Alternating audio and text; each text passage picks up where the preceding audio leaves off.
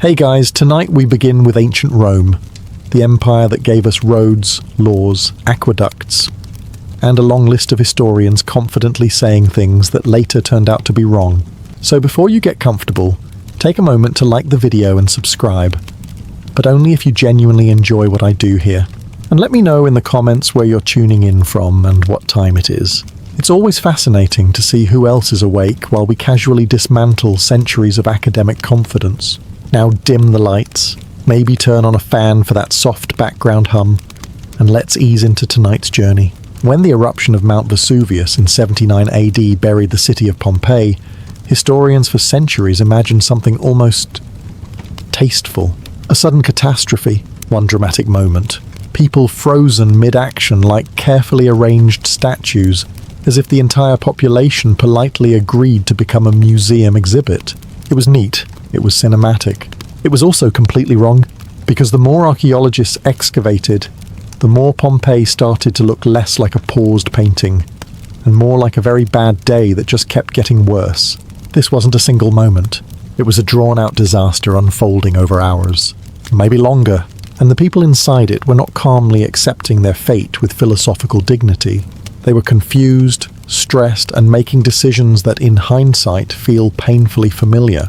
At first, there were earthquakes, which, to be fair, were common in the region, so the average Roman response was essentially, "Ah yes, the ground is shaking again. Let's continue making lunch." Not unreasonable, just unfortunately optimistic.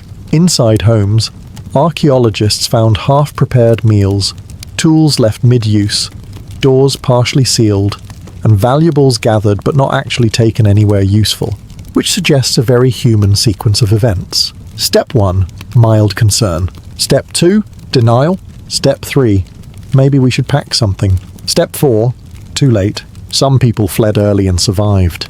Others stayed, likely assuming this would pass like every other inconvenience Rome had thrown at them. After all, when you live in a powerful empire, you start to believe you're slightly immune to consequences. History tends to disagree. Then came the second phase, the part where optimism stopped working. A pyroclastic flow, essentially a fast-moving cloud of superheated gas and ash, surged through the city, not slowly, not politely. It didn't knock. It didn't give warnings. It arrived like a very aggressive final decision. Bodies found in Pompeii are not peaceful. They are twisted, curled, shielding faces clinging to each other. These are not statues of calm reflection. These are people reacting in their final seconds, which historians had to reluctantly admit is far less aesthetically pleasing, but significantly more accurate. Even worse, or better, if you enjoy unsettling realism, some victims survived the initial ashfall and only died later, meaning they had hours to think about their choices, which, frankly, is not the kind of historical detail anyone asked for. What Pompeii preserves isn't a snapshot. It's a timeline of hesitation, denial, last-minute planning, and very human miscalculation. And the uncomfortable part is this. If you like to think you would have immediately fled at the first sign of danger, Pompeii quietly suggests otherwise. Because history doesn't just show what happened. It shows exactly how long people can convince themselves that everything is still fine. If you've ever pictured Romans dining elegantly on couches, being fed grapes while discussing philosophy, congratulations, you've been successfully influenced by centuries of very selective storytelling. Because while the wealthy did enjoy elaborate meals, the majority of Romans were doing something far less glamorous and far more familiar. They were eating out, constantly. Archaeologists uncovered hundreds of street-side food shops known as thermopolia across cities like Pompeii, and these weren't rare, quirky exceptions. They were everywhere. Entire streets were lined with them, suggesting that Rome didn't just have fast food, it practically ran on it. Each thermopolium featured a stone counter with built-in clay jars filled with hot food ready to serve. Stews, lentils, wine, bread, sometimes meat if you were feeling financially optimistic. It was quick, convenient, and required absolutely no effort beyond pointing and paying, which, as it turns out, is a timeless business model. Now here's the part historians didn't love admitting. Many Romans didn't even have proper kitchens at home. Apartments, especially in crowded cities, were small, cramped, and often lacked safe cooking spaces. Open flames inside a wooden building packed with people. Not ideal. So instead of risking accidental arson before dinner, most people simply stepped outside and grabbed something ready-made. In other words, the average Roman lived in a world where cooking at home was less practical than grabbing street food. Sound familiar? Even better, some thermopolia show signs of branding. Decorations, colourful frescoes, even menus painted on the walls. Because apparently, Rome not only invented fast food, it also understood marketing. One particularly well-preserved shop in Pompeii displayed painted images of ducks and wine. Essentially, an ancient version of, look at this delicious thing you could be eating right now. Subtlety was not part of the strategy. And the customers? Everyone. Workers, travellers, slaves, freedmen, even the occasional upper-class Roman who didn't feel like pretending to cook that day. So the idea that Rome was a society of disciplined, home-cooked meals quietly collapsed under the weight of archaeological evidence and, frankly, common sense. Because when you build one of the largest cities in the ancient world, eventually someone looks at a pot of stew and thinks, what if I sold this and never had to cook again? And just like that, 2,000 years before modern cities, Rome perfected the art of eating quickly, cheaply, and slightly too often. For a long time, historians and engineers agreed on something comforting. Yes, the Romans were impressive, but modern technology had clearly surpassed them. We had better materials, better science, better everything. Then someone looked at a 2,000-year-old Roman structure still standing, and things got awkward. Take the Pantheon. Built nearly 2 millennia ago, it still holds the largest unreinforced concrete dome in the world. No steel skeleton, no modern reinforcement, just Roman engineering, and what appears to be quiet defiance of physics. Naturally, experts assumed this was simply due to thickness and luck. A lot of thickness, and a lot of luck. Then scientists actually analysed Roman concrete, and discovered something mildly humiliating. Unlike modern concrete, which tends to crack, weaken, and demand expensive repairs like a high-maintenance relative, Roman concrete behaves differently. When exposed to seawater, it doesn't deteriorate, it strengthens.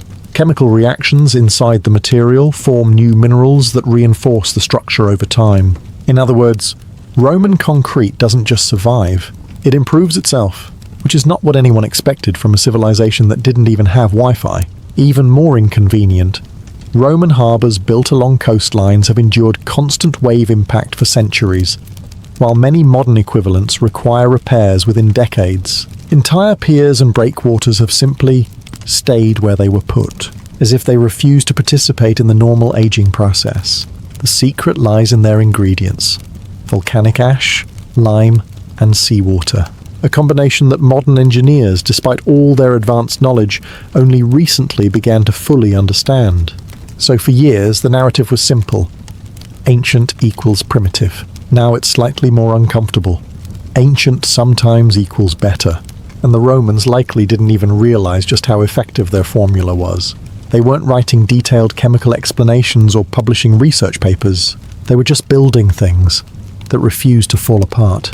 Meanwhile, modern infrastructure occasionally struggles to survive a few decades without cracks, repairs, and budget meetings. So the next time you see a crumbling modern structure next to a Roman one still standing confidently after 2,000 years, just remember, the Romans didn't just build for their time. They built for a future where people would stare at their work and quietly reconsider everything they thought they knew.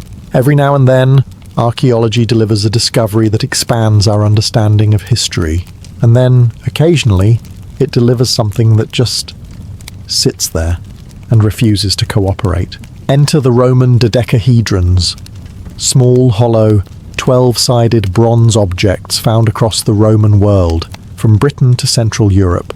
Each one carefully crafted, each face punctured with circular holes of varying sizes, often decorated with knobs at the corners, and absolutely none of them accompanied by instructions, which, as it turns out, is a problem, because despite decades of study, historians have no definitive idea what these things were used for.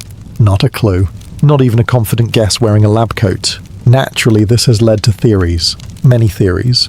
Possibly too many theories. Some suggest they were measuring devices, perhaps for calculating distances or calibrating something. Others believe they were tools for knitting gloves. which is a surprisingly domestic explanation for something that looks like it belongs in a wizard's workshop. There are also proposals involving astronomy, military signalling, religious rituals, and, inevitably, someone has suggested they were decorative, which is the academic equivalent of saying, "we give up." The most frustrating part?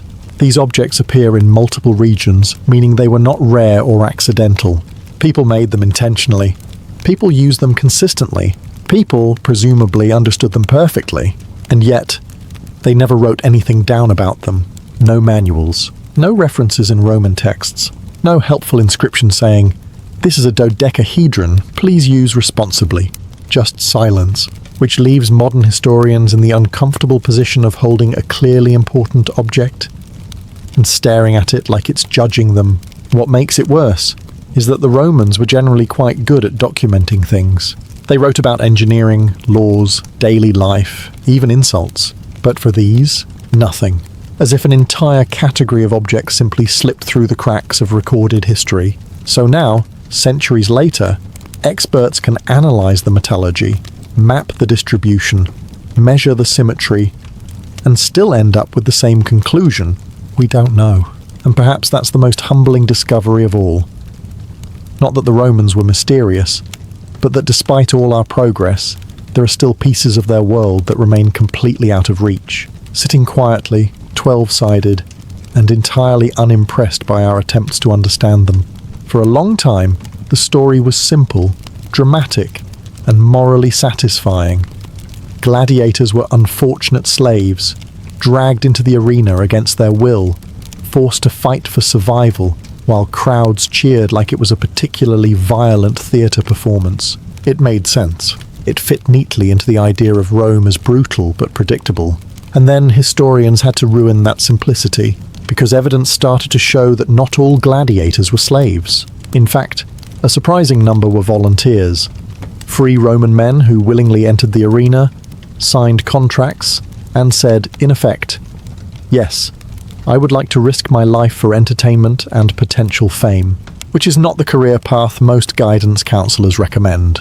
These volunteers were known as auctorati, and they weren't necessarily desperate. Some were drawn by money, others by the promise of fame, and a few, quite possibly, by the ancient equivalent of, "This seems like a good idea at the time." Because here's the part historians didn't fully appreciate at first. Gladiators weren't just fighters. They were celebrities. Graffiti found in places like Pompeii praises specific gladiators by name. Fans wrote about them, admired them, and in some cases, very clearly developed strong personal feelings about them. One inscription even describes a gladiator as the delight of all the girls, which suggests that ancient Rome had its own version of a fan club, just with significantly more swords. Successful gladiators could earn money, gifts, and even freedom if they were originally enslaved. They trained in specialized schools, followed strict diets, and were treated as valuable investments. Because from the perspective of their owners or sponsors, a skilled gladiator was not something you casually threw away. Contrary to popular belief, not every fight ended in death. In fact, experienced fighters were often preserved. Killing them too frequently would be like destroying your best performers mid-season. Dramatic, but economically inefficient. So instead of constant slaughter, many matches were carefully controlled displays of skill, endurance, and spectacle. Violence, yes, but structured violence, which somehow makes it more unsettling. This discovery forced historians to reconsider a lot. Rome wasn't just forcing people into brutal entertainment. It had created a system where some individuals actively chose to participate, chasing status in a society that rewarded spectacle, which leaves us with an uncomfortable realization. Ancient Rome didn't just invent violent entertainment, it also invented the idea that if enough people are watching, someone will eventually volunteer to step into the arena. For a long time, the story of women in ancient Rome was presented with remarkable confidence and very little nuance. They stayed at home, had no real power, and existed somewhere in the background of history, occasionally appearing to marry someone important or quietly influence absolutely nothing. It was simple, it was tidy. It was also not particularly accurate, because once historians started paying attention to inscriptions, legal records, and the dangerously revealing habit Romans had of writing things down, a different picture began to emerge, one that was far less convenient. Roman women, while legally restricted in many ways, were far from invisible. In fact, some were economically active, socially influential, and in certain cases, politically persuasive in ways that didn't require official titles. Take property ownership. Contrary to earlier assumptions, many Roman women could own land, manage estates, and run businesses. Widows in particular often had significant financial independence, which means that while Roman law technically limited their public authority, reality quietly ignored that rule whenever it became inconvenient. Then there were the elite women, figures like Livia Drusilla, the wife of Augustus. Officially, she held no political office. Unofficially, she had influence over decisions that shaped the empire, advising emperors, guiding succession, and generally proving that power doesn't always need a formal job description. Historians used to downplay this influence, preferring to treat it as incidental or exaggerated. But the more evidence surfaced, the harder it became to ignore. Letters, honours, statues, all suggesting that these women were not passive observers, but active participants in the political and social machinery of Rome. Even in everyday life, women appear far more visible than expected. Shop owners, priestesses, patrons of public works, roles that suggest engagement, not isolation. Now, this doesn't mean Rome was suddenly a model of equality. It wasn't. Legal authority still favoured men, and social expectations were very much in place. But the old narrative that women had no agency at all quietly collapsed under the weight of evidence. Because as it turns out, Roman society wasn't a simple hierarchy with everyone neatly in place. It was a system full of unofficial power, subtle influence, and people working around the rules rather than strictly following them. And Roman women, it seems, were particularly good at understanding one important truth. If the system doesn't give you power, you find ways to use it anyway. For a long time, historians like to imagine the Roman world as a very large, very impressive bubble, centered on the Mediterranean, expanding outward, but ultimately self-contained. Rome traded, yes, but mostly within its own orbit. A big system, but still a closed one. It was a comforting idea, manageable, predictable. Then the evidence started showing up in places it absolutely shouldn't have. Roman coins have been found in India. Not one or two, but enough to suggest consistent contact. Meanwhile, Roman writers complained, quite passionately, about silk from the east draining wealth from the empire, which is an oddly specific complaint if no one actually knew where that silk was coming from. Even more inconvenient, luxury goods like spices, gemstones, and textiles were moving across vast distances, passing through multiple hands, cultures, and languages before ending up in Roman markets. And Romans were not just passive recipients. They were active participants in a trade network that stretched far beyond what historians had comfortably mapped. At the centre of this was the Silk Road. Not a single road, but a web of routes connecting the Mediterranean to Asia.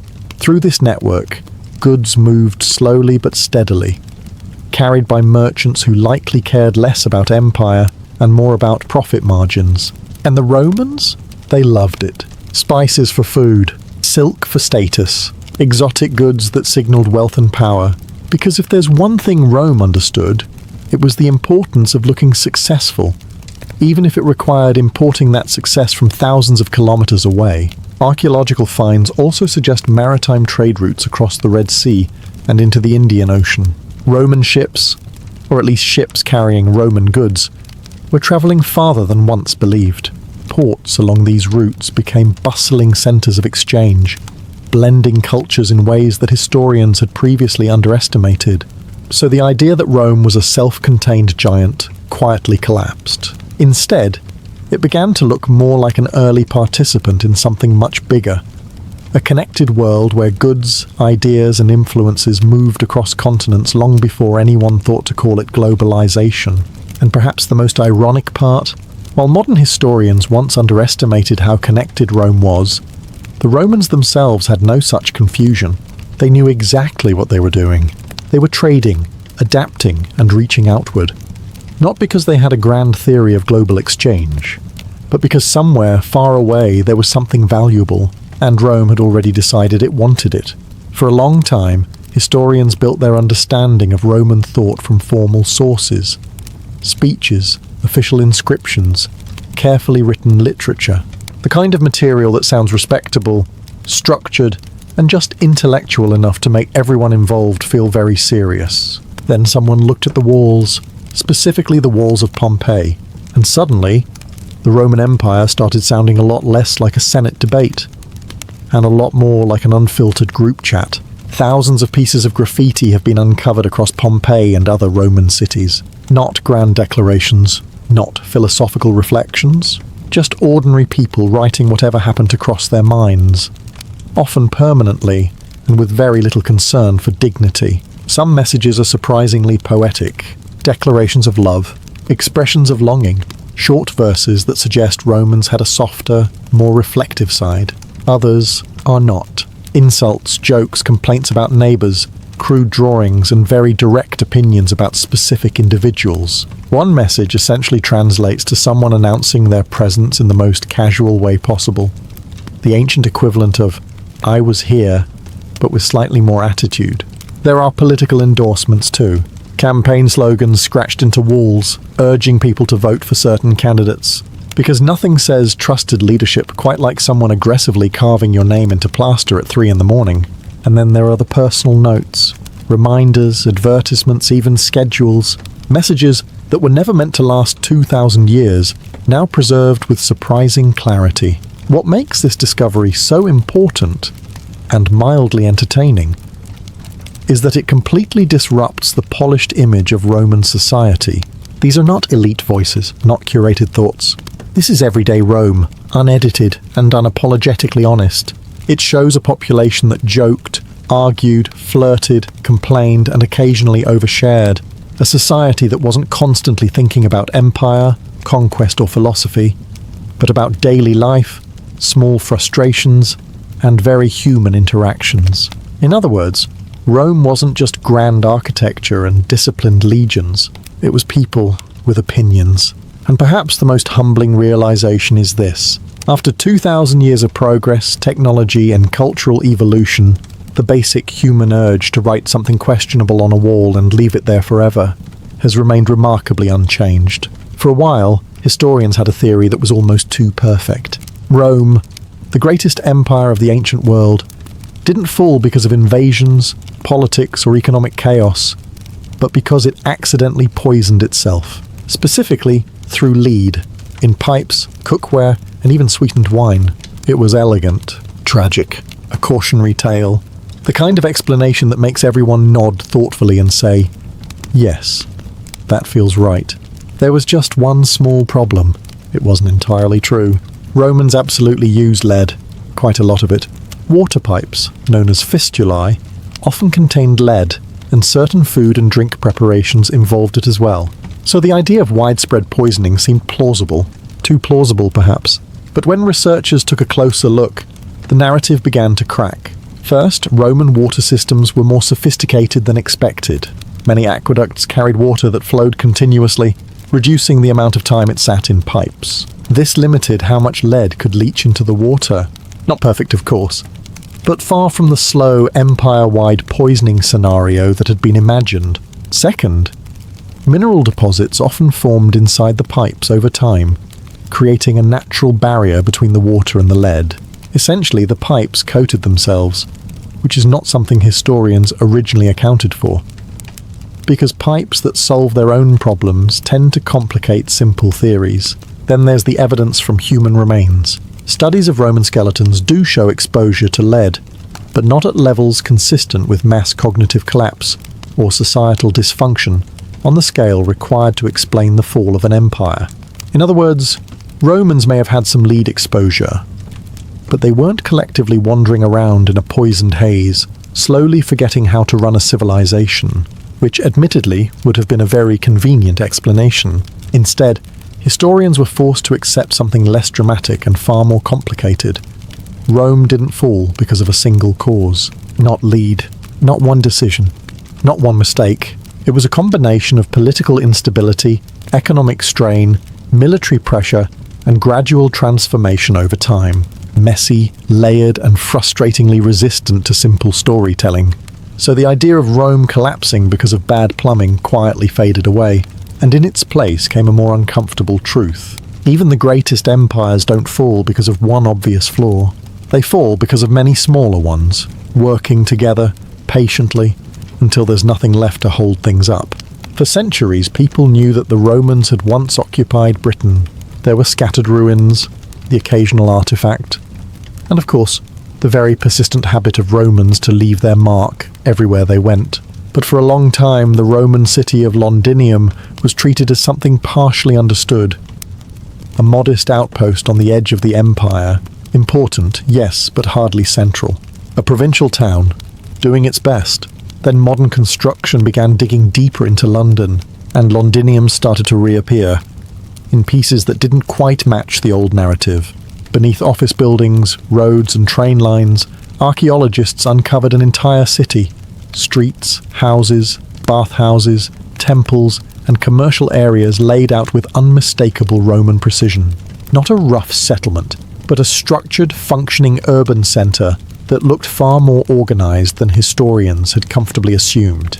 And then came the writing tablets, thin wooden tablets preserved in waterlogged soil, containing ink inscriptions that survived nearly 2,000 years, which is already impressive, considering most modern paperwork struggles to survive a spilled coffee.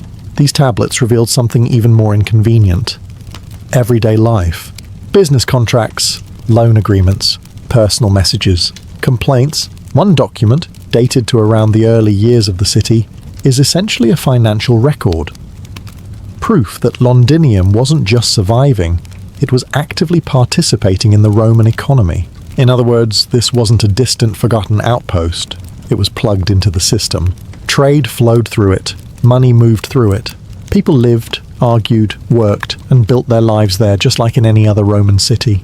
The empire wasn't just imposing control. It was exporting its entire way of life. Even more surprising, the layout of Londinium suggests planning. Roads intersecting with purpose. Infrastructure designed with intent. This wasn't something that accidentally became a city. It was built to be one, which forced historians to reconsider a familiar assumption that the edges of the Roman Empire were less developed, less connected, less Roman. Because Londinium clearly didn't get that memo. Instead, it demonstrates something far more interesting. Rome didn't just conquer territory, it replicated itself. And sometimes, those replicas were so effective that even after being buried for centuries, they re-emerge not as ruins of something primitive, but as evidence of a system that was far more advanced and far more widespread than anyone had fully appreciated. For a long time, the assumption was simple. Ancient medicine was crude, risky, and best avoided unless absolutely necessary. The Romans, despite their engineering brilliance, were thought to approach healthcare with a mixture of guesswork, optimism, and the occasional prayer, which, to be fair, still describes some medical decisions today. Then archaeologists started uncovering Roman surgical kits, and suddenly, that comforting assumption began to look outdated. Excavations across the Roman world revealed collections of instruments that looked surprisingly familiar. Scalpels, forceps, probes, bone levers, even tools designed specifically for delicate procedures. Not rough, improvised objects, but carefully crafted instruments with defined purposes. In places like Pompeii, entire medical tool sets have been found, neatly organized, suggesting professional use rather than occasional experimentation. These weren't hobbyists. These were trained practitioners, Roman doctors, often influenced by Greek medical traditions like those of Hippocrates and later thinkers, developed techniques that went far beyond what historians once gave them credit for. They performed cataract surgery using needles to displace the clouded lens. They set broken bones with splints and braces. They treated wounds with a combination of cleaning, stitching, and bandaging. Practices that, while not sterile by modern standards, show a clear understanding of basic medical principles. There's even evidence of battlefield medicine within the Roman army. Military doctors followed legions, treating injuries with surprising efficiency, because Rome, being Rome, understood one very practical truth. Keeping soldiers alive is generally more useful than replacing them. Of course, this doesn't mean Roman medicine was flawless. Infection was a constant risk, and without modern knowledge of bacteria, many treatments had limited effectiveness. Pain management in particular relied heavily on herbal mixtures that were optimistic at best. But the idea that Roman medicine was entirely primitive, that didn't survive the evidence.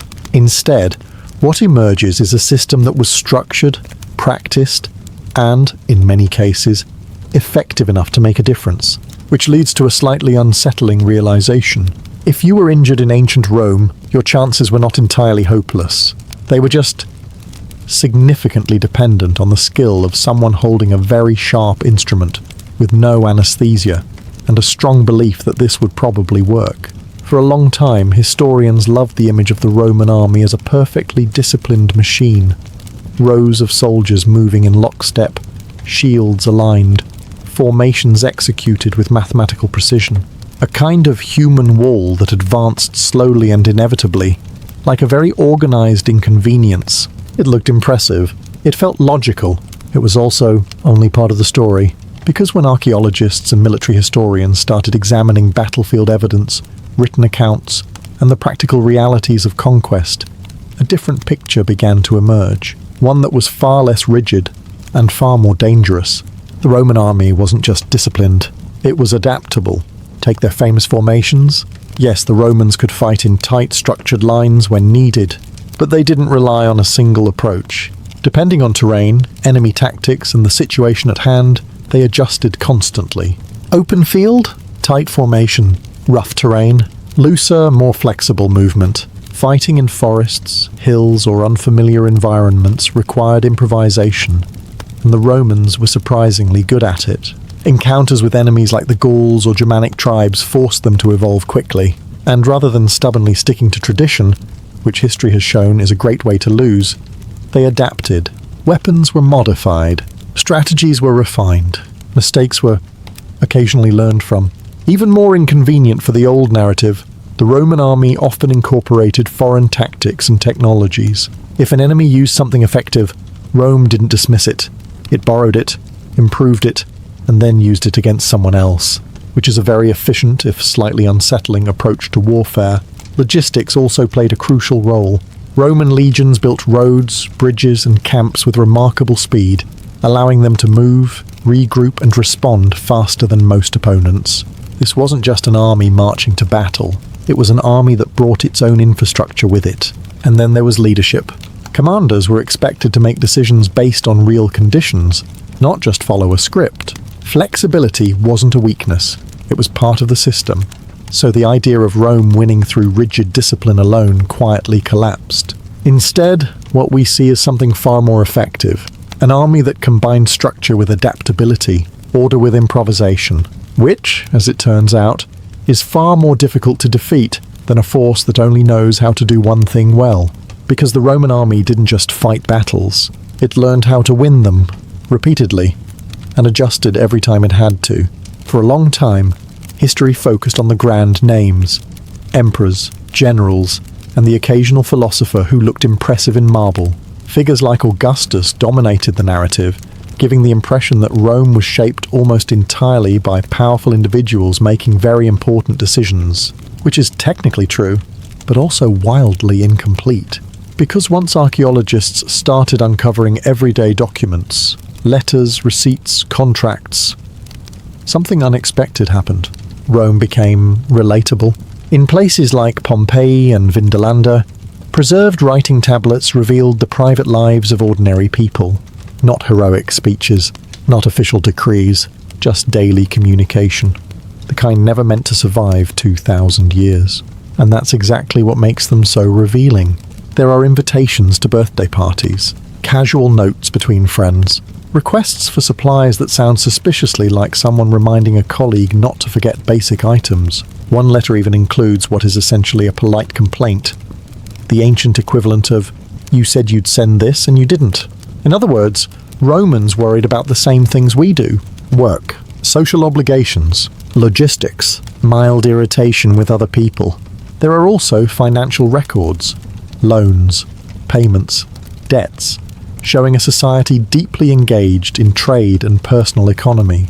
People tracked what they owed, negotiated terms, and occasionally, one assumes, tried to avoid paying.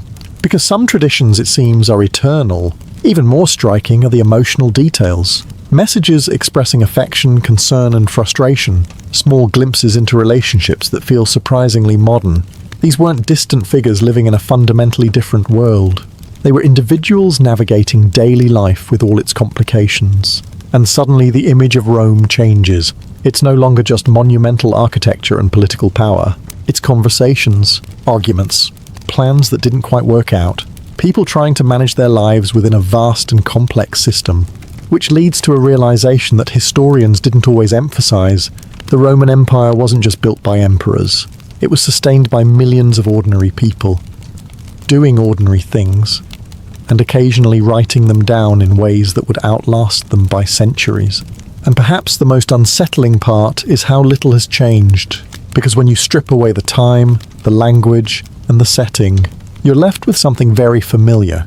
People trying to organize their lives, communicate clearly and deal with each other, with varying degrees of success. For a long time, the standard image of Roman entertainment was simple: gladiators fighting in the arena, crowds cheering, occasional dramatic thumbs involved. Brutal, yes, but predictable. It fit neatly into the idea that Rome enjoyed violence and didn't feel the need to complicate it. Then historians started looking closer at what actually happened inside venues like the Colosseum, and things became far less straightforward. Because Roman entertainment wasn't just about fighting, it was about spectacle, on a scale that feels less like a sporting event and more like an entire production team got unlimited funding and absolutely no restrictions. Take staged naval battles, known as naumachie. In some cases, arenas were flooded to recreate sea battles, complete with ships, costumes, and participants who were very much not actors in the modern sense. The logistics alone are impressive. The willingness to do this repeatedly is something else entirely. Then there were elaborate reenactments of myths and historical events. Except instead of symbolic performances, these often involved real consequences for the participants. If a story required someone to meet an unfortunate end, the Romans did not believe in half measures, because subtlety, as a concept, had not yet been invited to the empire. Wild animals were imported from across the known world. Lions, elephants, exotic species that most spectators had never seen before, all brought into the arena to create moments of shock and awe. The goal wasn't just entertainment, it was overwhelming the senses. And it worked. Crowds didn't attend these events quietly. They reacted, shouted, participated emotionally. The arena wasn't just a place to watch. It was a place to feel something intense, immediate, and very difficult to ignore. What historians underestimated wasn't the brutality, it was the creativity.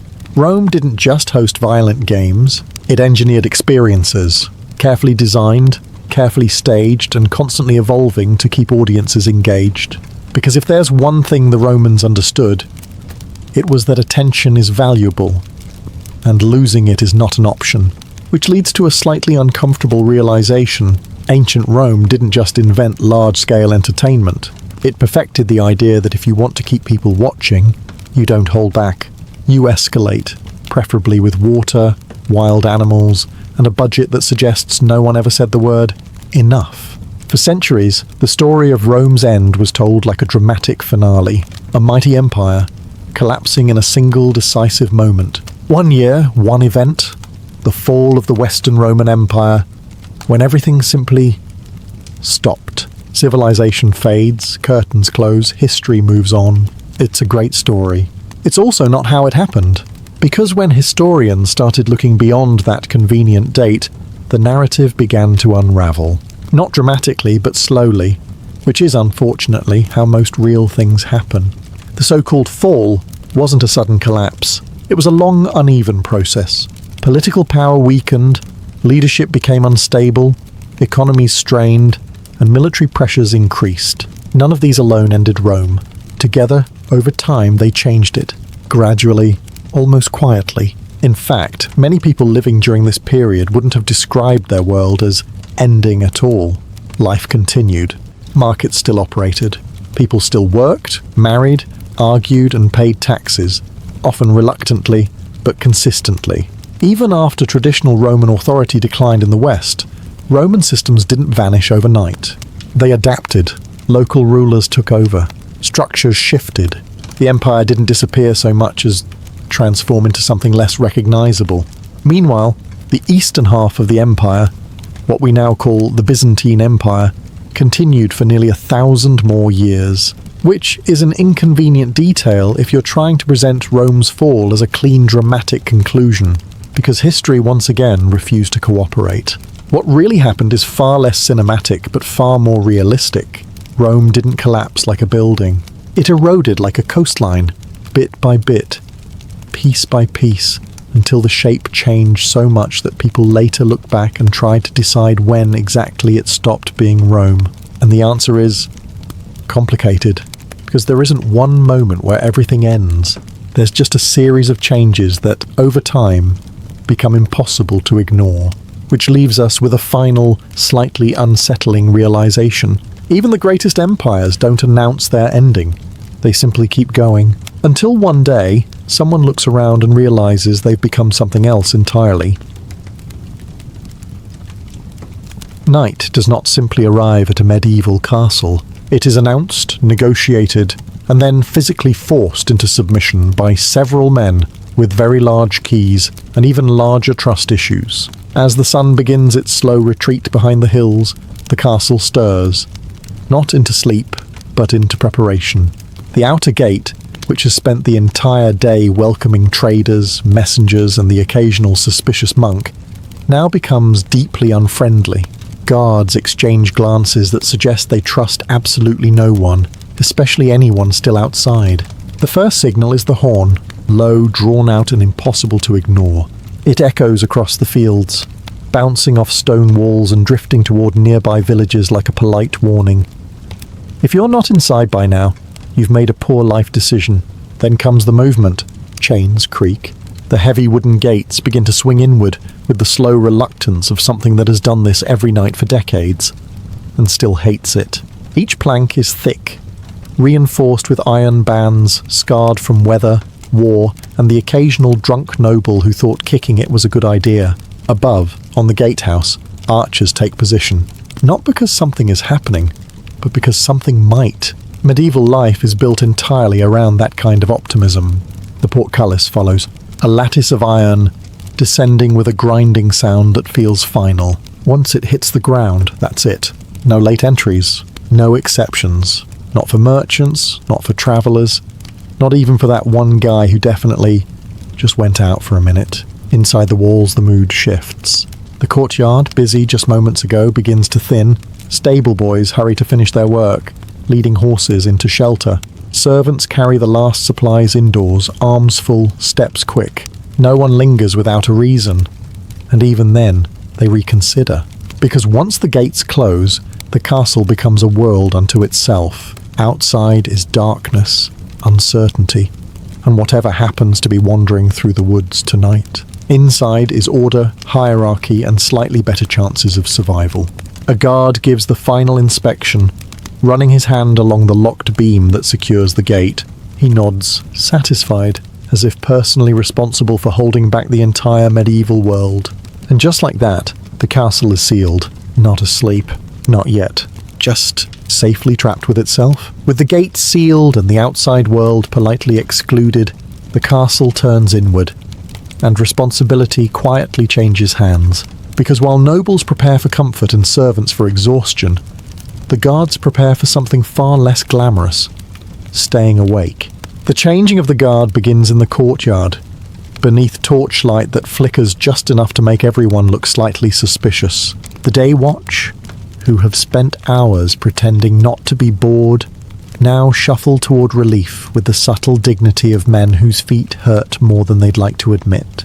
The night watch, on the other hand, arrives with that particular mix of confidence and regret. Confidence because they are now in charge. Regret because they will shortly discover that being in charge mostly involves standing still in the cold while questioning every shadow like it owes them money. Weapons are checked first. Spears, crossbows, swords, nothing ornate, nothing heroic, just practical tools designed to solve problems quickly. A dull blade is quietly corrected. A loose strap is tightened. There is no room for error, when the nearest backup is often just another equally tired man with similar doubts. Instructions are exchanged in low voices. Keep an eye on the east wall. Someone heard movement near the lower yard last night. Don't fall asleep again. That last one is delivered with a glance that suggests a previous incident no one has fully forgiven. Above them, along the battlements, positions are taken. One guard at each tower, spaced carefully along the walls, each man responsible for a slice of darkness that stretches far beyond what he can actually see. Torches burn, but not too brightly. Light is useful, but it also announces exactly where you are, which is less helpful if someone outside has less friendly intentions. The castle settles into a different rhythm now. Slower, quieter, more deliberate. Footsteps echo more clearly. Voices drop lower. Every small sound, boots on stone, the creak of wood, the distant clatter of something being dropped, carries farther than it should, and the guards listen. Not because they expect something to happen, but because occasionally something does. A shape moves beyond the wall. Probably an animal. Possibly not. A gust of wind rattles a loose shutter. Almost certainly just the wind. Still, eyes narrow, hands tighten around weapons. No one assumes safety, not entirely. Because the truth is simple. The castle may be locked, but the night is still very much outside. While the guards inherit the cold and the shadows, the nobles inherit something far more agreeable. Privacy, warmth, and the illusion that the world beyond the walls has politely stopped existing for the night. The great hall, once loud with voices, clinking cups, and the theatrical storytelling of men who were definitely not exaggerating, begins to empty. One by one, the lords and ladies withdraw, their departures gradual but unmistakable. Conversations fade mid-sentence, laughter softens, and even the fire seems to settle into a quieter burn, as if aware that it no longer needs to perform. A noble does not simply go to bed. That would be far too efficient. Instead, there is a slow procession back to their chambers, often accompanied by servants carrying candles, extra blankets, and occasionally the weight of their employer's expectations. The corridors glow in soft, wavering light, shadows stretching along stone walls like they're trying to eavesdrop. Inside the chambers, the temperature shifts immediately.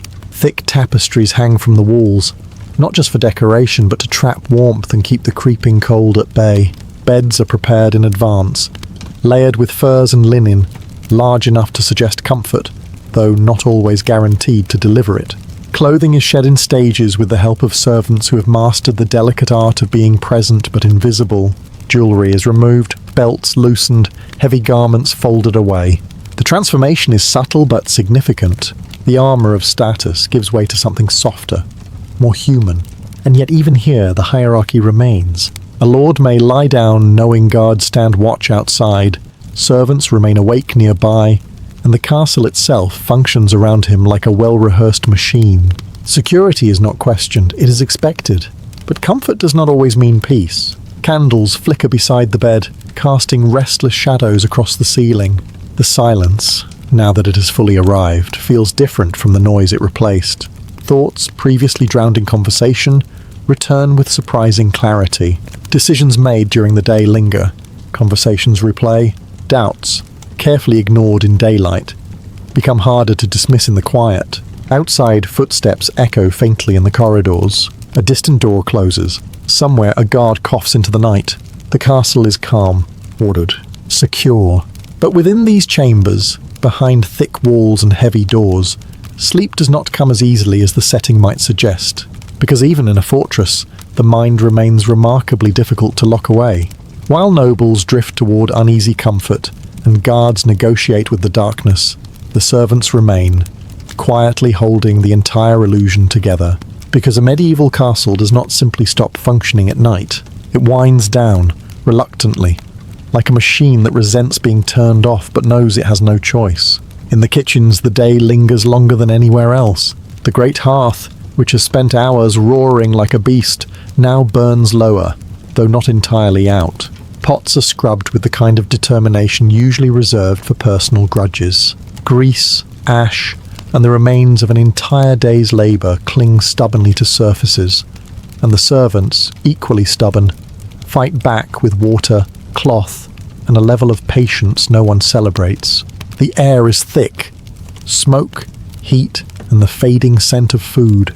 It settles into clothes, hair, and lungs, a quiet reminder that tomorrow will be exactly the same.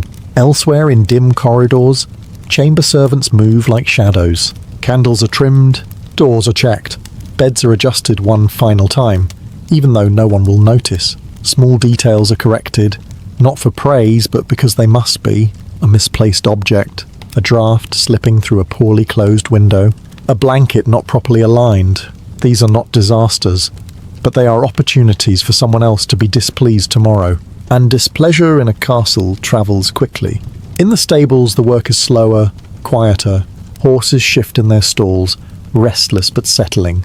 A stable boy moves between them, checking straps, laying fresh hay, murmuring softly.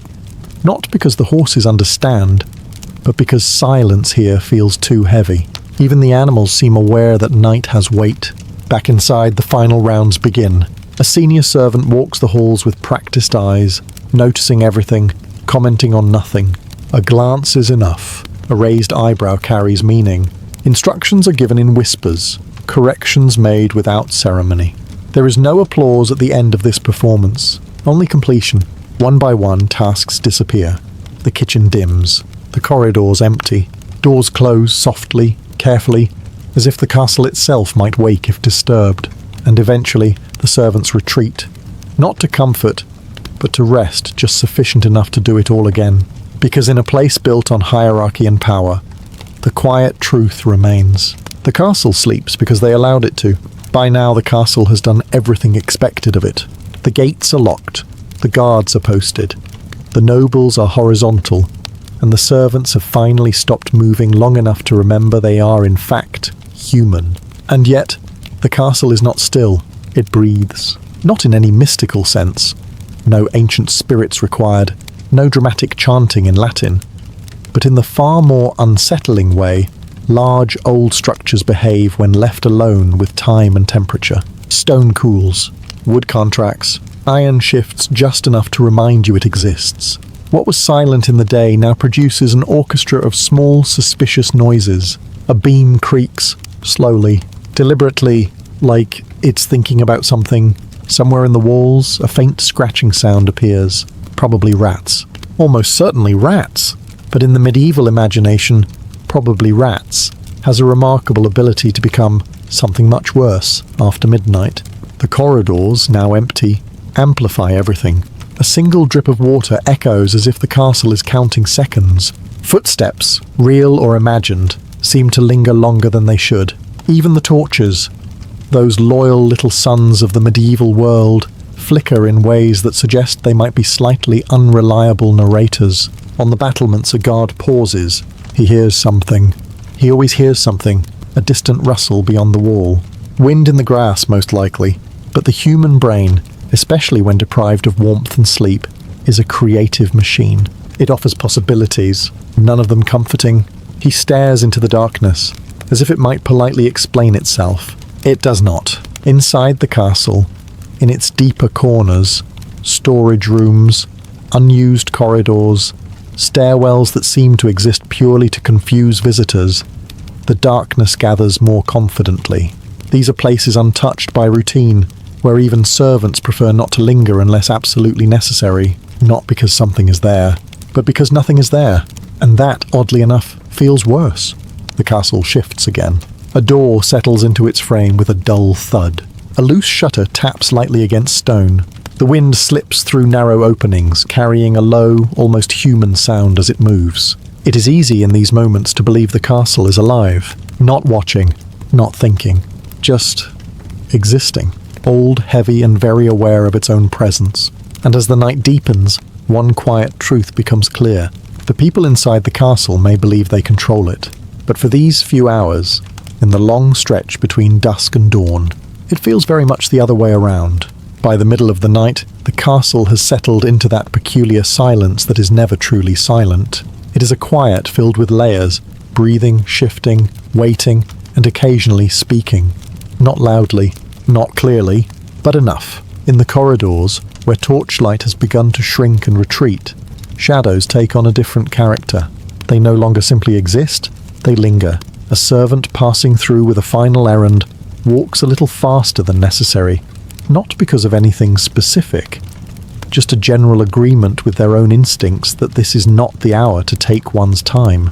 And then there are the whispers, not conversations exactly, more like fragments, a sound that resembles a voice, carried by the wind through narrow stone passages. A murmur just beyond clarity, as if two people are speaking in the next room.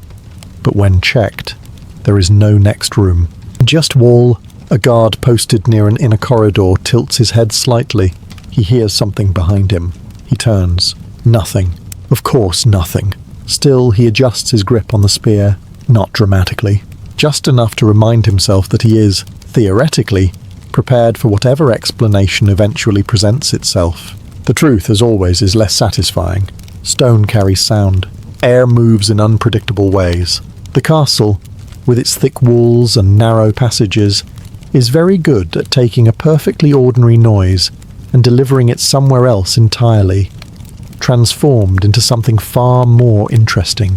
A dropped object in the kitchens becomes a faint echo near the chapel. A shifting beam in a tower becomes a low voice in a hallway. A distant cough becomes something less identifiable. And once the mind begins to interpret these sounds, it does not easily stop. In the sleeping chambers, some wake briefly, not fully, just enough to register that something feels different. A flicker of unease passes through, like a shadow across thought, and then fades. The blanket is adjusted. The eyes close again. Outside, the wind presses gently against the walls, slipping through cracks, finding its way into spaces no one thinks about during the day. It hums softly, a low, constant presence that fills the gaps between other sounds. If the castle breathes, this is its voice. Not words, not meaning. Just a reminder that in the hours when human activity fades, something else, far less concerned with schedules or comfort, takes over the conversation, and no one, not even the guards, can quite say where it begins or ends. There is a moment in the night when time itself seems to hesitate, not stop. Nothing so dramatic, but slow just enough to make every second feel slightly heavier than the last. This is the midnight hour. No bells need to ring for anyone to notice it. The body feels it. The guards, standing along the walls, shift their weight more often now. The cold has settled in properly, no longer a passing discomfort, but a quiet, persistent companion. Fingers stiffen, breath becomes visible. Even the most alert mind begins to negotiate with sleep. One guard leans slightly against the stone behind him. Just for a moment, just enough to ease the strain. His eyes remain open, mostly. The darkness ahead is unchanged, but it somehow feels deeper now, less like empty space and more like something that could, if it wished, step forward. He straightens again. Immediately, because that is how mistakes begin. Elsewhere, the castle holds its breath. The kitchens are dark, the hearth reduced to faint embers that glow like distant eyes before dimming again. The corridors, once filled with motion, are now entirely still. Doors remain closed. No footsteps echo. No voices interrupt. Even the servants, those tireless keepers of everything, have finally surrendered to rest. Though lightly, as always. One ear open to the possibility of being needed again, because in a castle someone always needs something at the worst possible hour. In the noble chambers, sleep is uneven. Some rest deeply, wrapped in layers of warmth and confidence. Others turn slowly, caught between dreams and thoughts they would rather not revisit. The silence presses differently here, less threatening perhaps, but no less present. And then there is the chapel, empty, cold, watching nothing, and yet somehow feeling like it notices everything. The candles have long since burned down, leaving behind only the faint scent of wax and something older, something harder to name. If any place in the castle understands midnight, it is this one. Because midnight is not just a time, it is a threshold. Behind it lies the familiar, the routines of the day, the comfort of light, the illusion of control. Ahead of it is the long stretch where certainty fades and imagination quietly takes over. And as the night deepens past this invisible line, one thing becomes increasingly clear. If anything were going to happen, this would be the hour it chooses. Midnight passes without incident. Disappointing for the imagination, reassuring for everyone else. But night is not finished yet. It rarely leaves without lingering, as if reluctant to surrender its quiet control. The hours that follow are thinner, stretched, less dramatic perhaps, but more exhausting. This is when even the most disciplined guard begins to feel the weight of time pressing down like a slow, invisible hand. On the battlements, the air has changed. It is colder now, sharper, the kind of cold that seeps through fabric and settles into bone with quiet determination. A guard exhales and watches the breath drift away, as if confirming that he is still present, still part of the world, despite the creeping sense that everything has paused. He shifts again, not out of boredom, but necessity, because this is the hour when fatigue becomes persuasive. Eyes burn slightly, thoughts drift. The mind, no longer fully anchored, begins to wander, to memories, to plans, to absolutely anything more interesting than staring into darkness that refuses to reveal its secrets. And yet, this is also the hour when the darkness begins to lose, slowly, almost reluctantly. At first, it is nothing more than a suggestion. The black horizon softens. Not lighter exactly, but less absolute. Shapes begin to re-emerge, faint outlines separating themselves from the void. The world outside the walls, which has spent hours hiding, starts to reconsider its position. Inside the castle, something subtle shifts. A servant stirs before waking, not fully conscious, but aware in the way the body recognizes change before the mind does. The air feels different. The silence, though still present, carries a hint of something approaching. In the stables, horses move more deliberately now. Hooves press softly against straw. A low, quiet sound escapes one of them. Not restless, just expectant. Even the castle itself seems to ease. The creaks and whispers that filled the night begin to fade. Not because they are gone, but because they are no longer alone. A faint breeze carries a different tone. A distant bird, early, optimistic, possibly misguided, makes a brief attempt at song before thinking better of it. And in that moment, the long tension of the night begins to unravel. Not all at once. Nothing so generous. But enough. Because dawn is coming. And with it, the return of movement, noise, purpose, the things that make the castle feel controlled again. For now, though, the night still holds its ground. Fading, yes, but not quite finished yet. Dawn does not burst into a medieval castle. It seeps in, quietly, persistently, like something reclaiming territory it never truly lost. At first, it is only light. A thin, pale glow slips through narrow windows and arrow slits, stretching across stone floors in long, hesitant lines. It touches the walls, the doors, the sleeping figures within, as if testing whether the night is ready to let go. The shadows, so confident just hours ago, begin to retreat without argument. On the battlements, the guards notice it first, not because they are particularly observant, but because they have been waiting for it, with the patience of men who would very much like to stop standing in the cold. One shifts, rolling his shoulders, feeling life return to muscles that have spent hours pretending not to exist.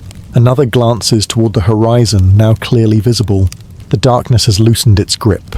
The world beyond the walls, fields, trees, distant paths, reappears, slightly softened by the early light, but undeniably real again. Nothing attacked. Nothing emerged from the shadows. The night, for all its quiet threats and imagined possibilities, has done absolutely nothing. A deeply satisfying outcome. Inside the castle, movement returns in fragments. A door opens somewhere down a corridor. Slow, careful, as if unsure whether it is allowed. A servant steps out, blinking at the light, already calculating the tasks ahead. The day has not begun officially, but it is approaching with clear intentions. In the kitchens, embers are stirred back to life. A faint glow becomes flame again, small at first, then steady. The air begins to shift. Cool night, giving way to the promise of warmth, smoke, and routine. In the noble chambers, sleep loosens its hold.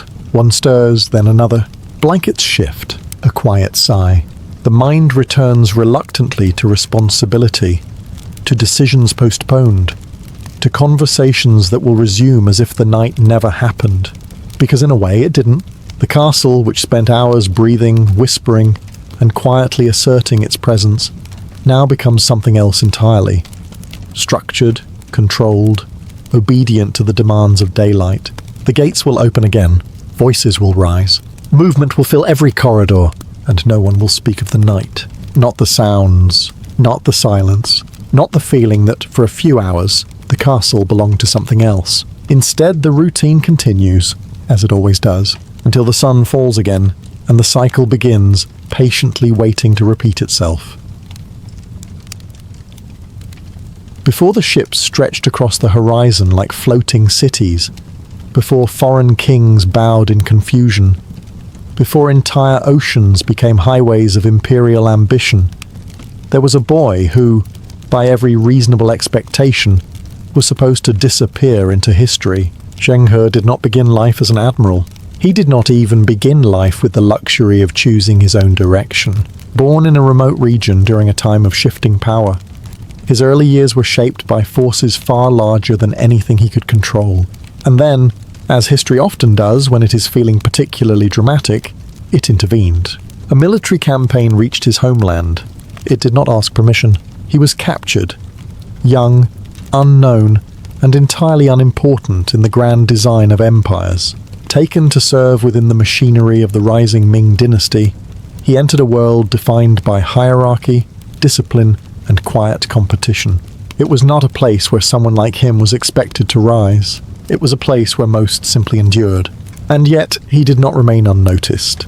Within the orbit of the Yongle Emperor, a man who had claimed power through force and now intended to secure it through spectacle, Zheng He proved something rare.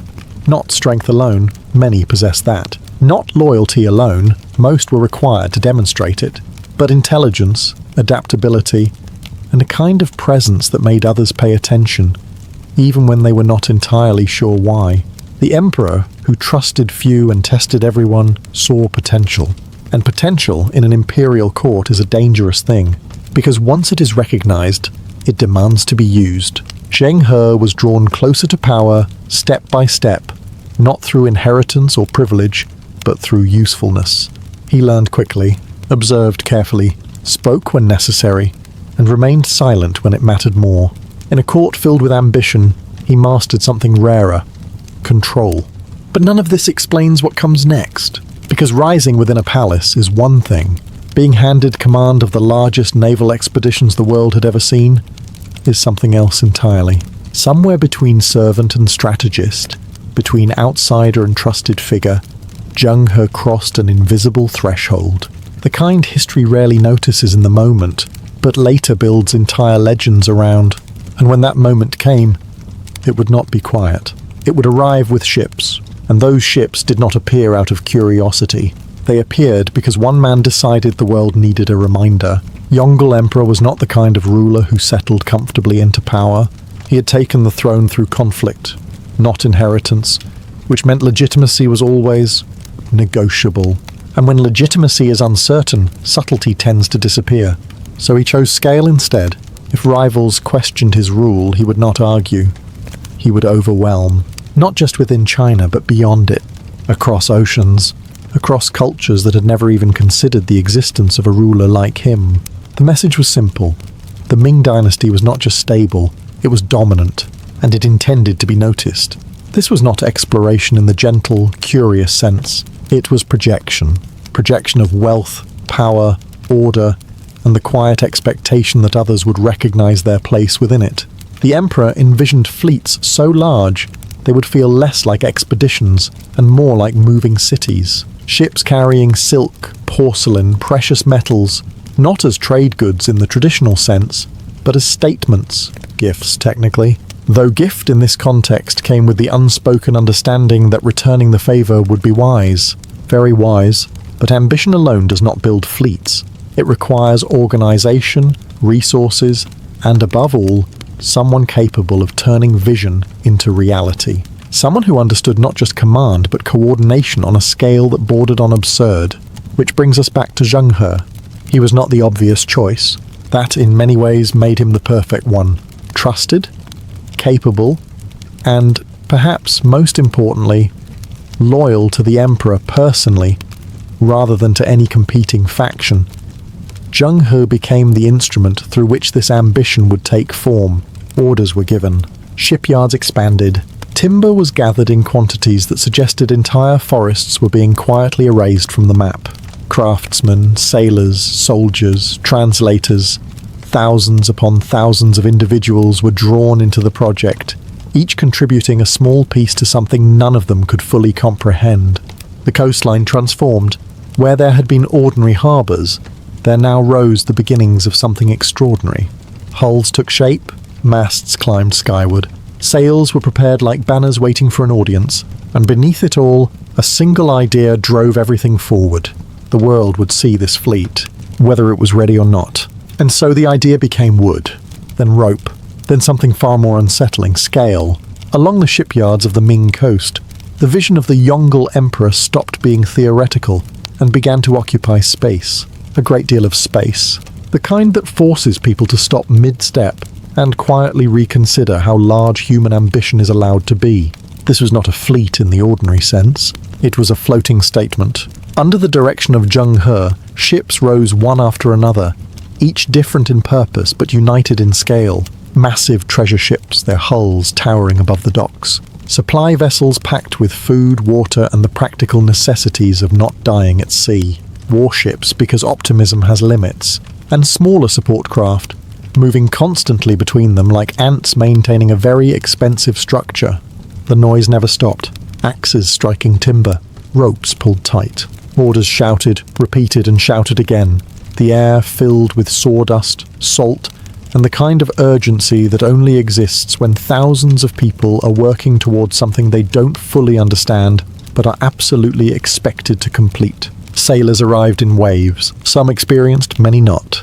They came from across the empire. Men who had known rivers now asked to face oceans. Men who had never seen water beyond a shoreline now expected to trust it completely. Training was efficient.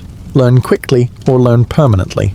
Translators, scribes, and envoys were gathered as well, because this was not merely a journey of movement, it was a journey of interaction. Languages would need to be understood, customs navigated, offense avoided when possible, delivered when necessary. And then there were the cargo holds, silk folded with care, porcelain packed with precision, precious goods not just for trade but for display. Each item a quiet declaration of refinement, wealth, and a culture that considered itself quite reasonably the centre of the world. All of it loaded, all of it catalogued, all of it ready. From the docks, the fleet stretched outward until it blurred into the horizon, massed like a forest of wood and canvas, hulls shifting gently with the tide as if impatient. It was too large to feel temporary, too organised to feel accidental, and yet, beneath the scale and the spectacle, there was a question no one could quite answer. What happens when something this massive leaves? And then, inevitably, it leaves. There is no dramatic countdown, no final speech that echoes across the docks. Just movement. Slow at first, almost hesitant. As if even something this enormous needs a moment to convince itself that it can actually go. The great ships of Zheng He begin to pull away from the shore, one by one, guided by smaller vessels and a great deal of shouted coordination. Ropes are loosened. Sails unfurl, catching wind like something waking up after a long sleep. The coastline, so dominant just moments ago, begins to shrink, and with it, certainty. For many aboard, this is the first time the land has ever left them, not the other way around. It recedes steadily, becoming a line, then a suggestion, then nothing at all. The world they understood is now behind them. And ahead, well, ahead is water. A lot of it. The fleet stretches across the sea in careful formation, a moving constellation of wood and canvas. Signals pass between ships. Flags, drums, fire at night. Because when you command something this vast, communication becomes less a convenience and more a necessity for survival. The ocean, for its part, is unimpressed. It does not react. It does not acknowledge the scale, the ambition, or the quiet confidence of the Ming dynasty. It simply exists, wide, unpredictable, and entirely uninterested in human plans. Days pass, then more days. Routine settles in, sails are adjusted, decks are cleaned, meals are prepared with varying degrees of success. The initial excitement fades, replaced by something steadier, more subdued. Life at sea becomes repetitive, almost meditative, if one ignores the constant underlying awareness that a single mistake could become a very permanent problem. Storms arrive occasionally, not as grand cinematic events, but as sudden reminders of scale. Wind shifts, waves rise, the ships endure, flexing and creaking, but holding together through design, experience, and a fair amount of collective hope. And through it all, Zheng He remains at the centre, not always visible, but always present in the structure of it all. Orders move outward from him, rippling through the fleet with quiet authority. This is no longer preparation, no longer ambition. This is execution. The fleet moves forward, deeper into waters that grow less familiar with each passing day. Behind them lies the certainty of empire. Ahead of them lies something else entirely. Not chaos, not danger necessarily, but possibility. The kind that does not ask permission before changing everything. And eventually the horizon stops being empty. After days, sometimes weeks, of nothing but water and sky negotiating their endless agreement, shapes begin to emerge, faint at first, as smudge, a line, then unmistakably, land. For the fleet of Zheng He, these moments are not surprises, they are expectations fulfilled. The routes, though vast, are not entirely unknown.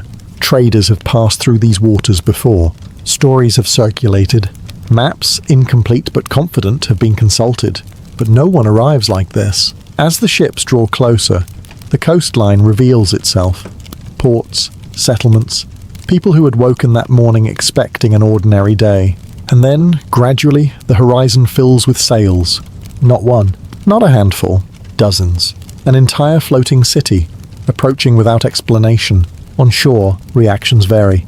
Curiosity, confusion, concern. A crowd gathers, because that is what humans do when confronted with something they cannot immediately categorize. Some point, some retreat, some simply watch, trying to decide whether this is an opportunity or a problem. The answer, as it turns out, is both. The ships anchor with deliberate calm. Smaller boats are lowered, carrying envoys dressed not for battle, but for presentation. Silk flows where armor might have been. Gifts are carried carefully, visibly, because this is not a confrontation. Not yet. When representatives of the local rulers arrive, the exchange begins. Formal, measured, wrapped in politeness that hides a great deal of calculation on both sides. The message from the Ming dynasty is clear, even when not stated directly. We are powerful. We are generous. We are here. Recognition is expected. Tribute is encouraged. Cooperation is advisable. And yet the encounters are not one-sided. The fleet brings goods outward, but it also receives. Exotic animals, unfamiliar objects, stories from distant lands. Each interaction expanding the understanding of the world, even as it reinforces the Empire's belief in its own centrality. There is tension occasionally, misunderstandings, moments where politeness strains under the weight of cultural difference. But more often, there is a careful balance, a mutual agreement to proceed without testing the limits too aggressively, because everyone present understands something important. This fleet did not come by accident, and it did not come weak, so the exchanges continue, port after port, kingdom after kingdom, each one adding to a growing network of contact, influence, and quiet obligation. And with each departure, as the sails rise again and the ships turn back toward open water, one question lingers behind them. What exactly have they just set in motion? And what they set in motion does not remain at the docks. It travels. With each departure, the fleet does not simply leave a place behind. It carries it forward. Names, faces, customs, promises, all folded neatly into memory, recorded by scribes, interpreted by envoys, and quietly reshaped into something useful for the Ming dynasty. Because this is no longer just a journey, it is a system. Under the steady direction of Zheng He, diplomacy becomes something physical, tangible, measurable in silk bolts, lacquered boxes, rare woods, spices and objects that seem ordinary in one land and extraordinary in another. Gifts are exchanged again and again, but the word gift remains slightly misleading.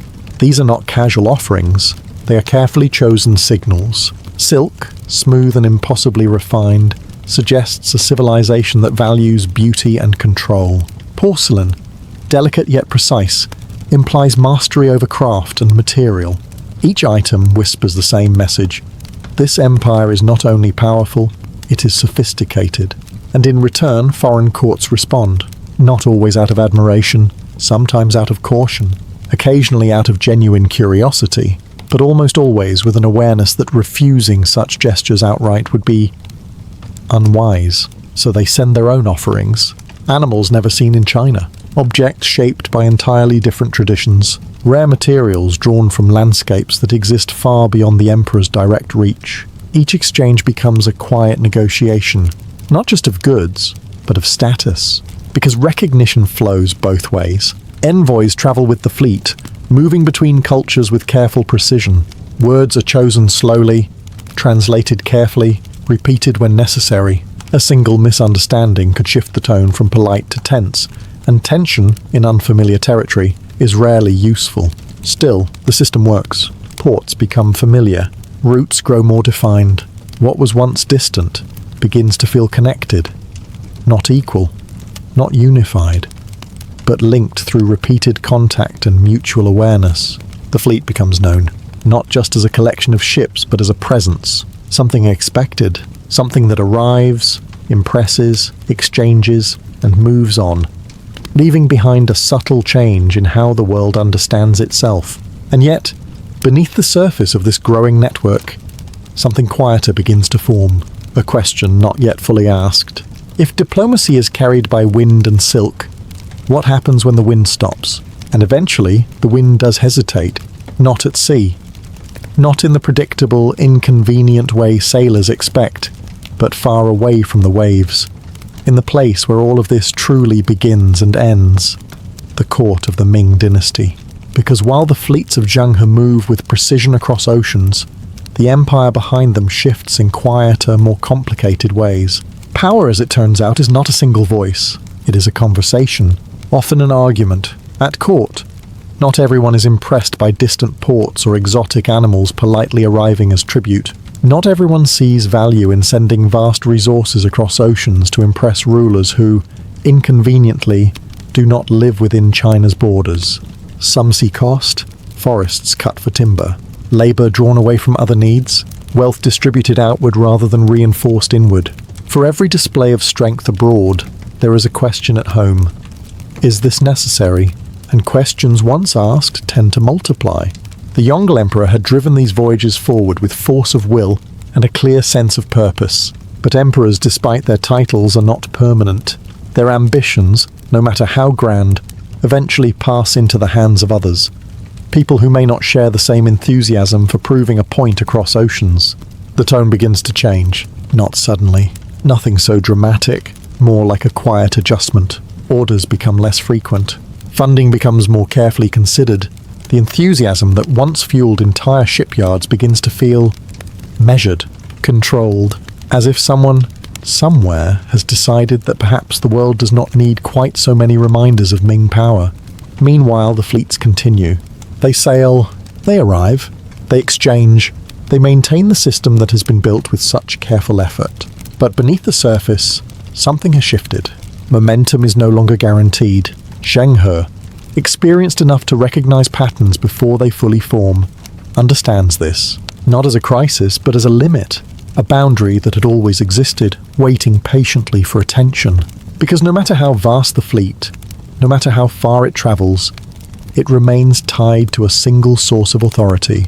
And when that authority begins to reconsider, even the largest ships in the world start to feel temporary. The question is no longer whether the voyages can continue, it is whether they will be allowed to. And eventually the answer arrives, not with a dramatic announcement, not with a final voyage marked by ceremony and reflection, but with something far more decisive and far more unsettling. It simply stops. The great expeditions of Zheng He, once the most ambitious maritime display the world had ever seen, begin to fade not at sea, but at their source. The Ming dynasty turns inward, its priority shifting away from distant horizons and back toward its own borders. The reasoning is practical. sensible even. Resources are needed elsewhere. Threats closer to home demand attention. The cost of maintaining such vast fleets, ships, crews, supplies, coordination, no longer feels justified when weighed against more immediate concerns. Exploration, after all, does not defend a frontier, so the shipyards grow quiet. Where there had once been the constant rhythm of construction, wood shaping into hulls, sails prepared, crews assembled, there is now stillness. Tools rest unused, timber lies untouched. The scale that once defined the coastline disappears, leaving behind only space where something extraordinary used to exist. The fleet returns, but not as it once did. Not as a force preparing to depart again, but as something concluded. Sailors disperse. Some return to ordinary lives, carrying memories that few around them can fully understand. Others remain within the system, their skills redirected, their experiences quietly absorbed into a structure that no longer intends to use them in the same way. And Zheng He himself, once the central figure of this vast operation, recedes into history in much the same manner as the voyages he commanded, gradually, without spectacle. His legacy, like the fleet's, becomes something less visible, not erased, not entirely forgotten, but quieter. Records remain, though not always emphasized. Stories survive, though not always told. The physical evidence, the ships, the routes, the constant movement, no longer exists to reinforce what once was. And without repetition, even the largest achievements begin to feel distant, almost unreal. Across the ports that once watched those towering ships arrive, memory lingers. A story of a fleet so vast it seemed impossible, of envoys bearing gifts, of encounters that reshaped expectations if only briefly. But memory fades, and the ocean, patient as ever, returns to its usual state. Empty horizon, open water, no sign that it once carried something so immense, because in the end, the greatest voyages in history did not end in disaster. They ended in silence. And silence, as it turns out, is remarkably effective. Not at erasing history completely, that would be too efficient, but at softening it, blurring edges, turning something vast and undeniable into something that feels distant, almost optional. The voyages of Zheng He do not vanish overnight. They linger, faintly, in records, in scattered accounts, in the quiet knowledge held by those who were there. But without continuation, without repetition, even the most extraordinary achievements begin to lose their weight. Because history, like memory, favours what continues, and these voyages did not. The Ming dynasty chose stability over spectacle, control over projection. The oceans, once briefly transformed into extensions of imperial influence, were left to return to their natural state, open, indifferent, and available for someone else to interpret differently. And eventually, someone did. Centuries later, other ships would cross those same waters, smaller at first, less refined, often less organized, but driven by a different idea, not to display power, but to expand it permanently. Trade routes would become networks, networks would become control, and control over time would reshape entire regions. In that future, the earlier voyages would seem almost unbelievable. A fleet larger than anything that followed, yet leaving no lasting colonies. A presence felt across continents, yet withdrawing without claiming them. A moment of overwhelming capability, followed by deliberate restraint. It does not fit the pattern people expect, which is perhaps why it becomes easier to overlook. But the truth remains, quietly persistent. For a brief period in the early 15th century, the world experienced something rare. A civilization capable of reaching far beyond its borders, choosing not to stay, and then stepping back as if the entire endeavor had simply been optional. No conquest, no lasting occupation, no permanent mark carved into distant lands, just arrival, exchange, departure, and then silence. It is tempting to see this as a missed opportunity, or perhaps, depending on how one prefers their history, as a restraint few others have ever demonstrated.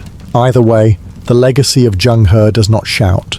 It does not dominate maps or define borders. It lingers instead, quietly, almost patiently, waiting for someone to notice that, once, the largest fleet in the world crossed the oceans and then chose to disappear. The fall does not begin with death. It begins with the quiet, unbearable moment when both of them understand that the future has already chosen a side, and it is not theirs. After the defeat at Actium, the world around Mark Antony and Cleopatra VII does not collapse in flames or chaos. There is no dramatic unravelling, no immediate collapse of power. Instead, everything continues with an almost insulting sense of normality. Ships still dock, servants still move through the halls, orders are still given, life continues as if nothing has happened, which of course makes it worse. They return to Egypt not as conquerors regrouping, but as survivors rehearsing confidence. Reports are read, advisors speak carefully, choosing their words like men stepping across thin ice. Numbers are discussed, troops, ships, allies, because numbers suggest control, and control is something they are both quietly running out of, but the illusion holds. For now, Antony, once a man who commanded loyalty with ease, finds himself speaking with just a little more force than necessary, as if volume might replace certainty. Cleopatra, sharper, more composed, watches everything, every glance, every hesitation, because she understands something he is only beginning to accept. This is not a temporary setback. This is a shift, and far away, moving with the patience of someone who no longer needs to prove anything. Octavian advances, not recklessly, not dramatically, but with the slow, controlled pressure of inevitability. He does not need to rush. Time is now his ally. Each passing day weakens them, not just militarily, but psychologically. Allies reconsider, loyalties soften, messages become less certain, less frequent. The network that once supported Antony begins to feel fragile, like something already breaking, just not loudly enough to be acknowledged. Inside the palace, the atmosphere changes in ways that are difficult to name, but impossible to ignore. Conversations end more quickly. Silence lingers longer. Even the air feels heavier, as if the walls themselves are aware that something irreversible has already begun. Because this is the cruel part of a slow fall. You do not lose everything at once. You lose it piece by piece, while still being expected to act as if it all remains intact. And in those first days after defeat, both Antony and Cleopatra begin to understand a truth neither of them can openly admit. The war is not over, but it has already been decided. And because the war feels decided, they do the only thing left that still resembles power. They perform it. Inside Alexandria, Cleopatra VII refuses to let the city sense weakness. If collapse is coming, it will not arrive announced. It will not arrive easily. Instead, she rebuilds the image of control piece by piece, like someone repairing a cracked mirror and hoping no one looks too closely. Ceremonies continue. Audiences are granted. Gold still moves through the palace, measured and displayed with calculated precision. The message is clear. Egypt remains strong. Egypt remains wealthy. Egypt remains untouched. It is a convincing performance, until you listen more carefully. Behind the rituals, decisions grow sharper, more urgent. Cleopatra begins securing what can be secured. Treasure gathered, routes considered, contingencies quietly formed. Not spoken aloud, not confirmed, but present, like a shadow behind every plan. Because she is not just preserving power, she is preparing for its end. Meanwhile, Mark Antony attempts something more difficult. He tries to reclaim momentum. Messages are sent to allies who have not yet openly abandoned him. Promises are made of recovery, of renewed strength, of one final stand that will correct everything. He speaks as he always has, with confidence, with conviction, with the expectation that others will follow. But something has changed. The responses when they come lack weight. Some are delayed, some are vague, some do not arrive at all. The silence between replies becomes its own kind of answer. Still, he pushes forward. Troops are reviewed, positions discussed, strategies proposed, each action carefully structured to resemble preparation rather than desperation. Because admitting desperation would make it real, and real is something neither of them can afford. Between them, an unspoken understanding grows. They do not discuss defeat directly. That would be too final. Instead, they speak around it, through plans, through gestures, through shared glances that linger just slightly longer than before. He still believes something can be salvaged. She knows something must be controlled.